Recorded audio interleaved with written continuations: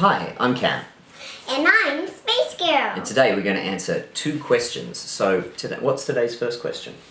Are there any rocks from space? Yes, there's lots of rocks. So when the solar system was formed, there was a lot of rocks left around in space, and they kind of fly around all over the place, and sometimes they fall down under the Earth. Oh, like shooting stars?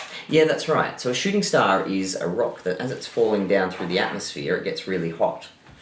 What's the atmosphere? The atmosphere, okay. So the atmosphere is a layer of air that goes all around the Earth. It's what we're breathing now.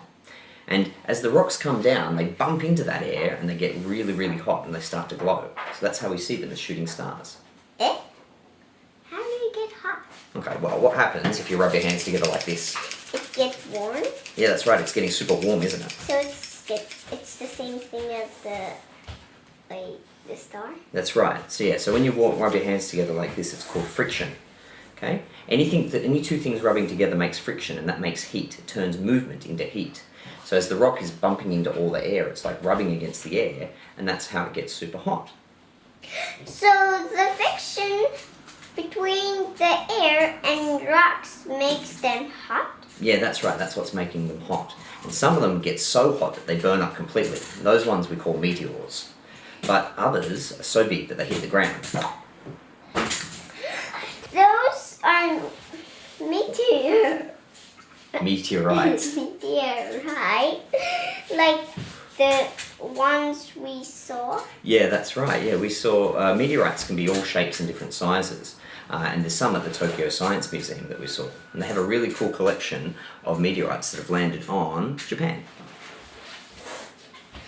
And is that what killed the dinosaurs? Yeah, that's what we think now, is that a big meteorite landed somewhere here near Mexico, over here. And that was so big that it threw so much dirt everywhere that it went and covered the whole Earth with dust and dirt so that hardly any plants could grow. And that means that the dinosaurs didn't have enough to eat, so they started to die off. When did that happen? It happened about 65 million years ago, we think. And there's a big crater that's left over here that we can see. And also, if you dig up the dirt anywhere in the world, you can find a little bit of that meteorite dust anywhere that you make a digging. So that's how we can say that it happened about 65 million years ago. Okay, thank you. See you next time. See you next time.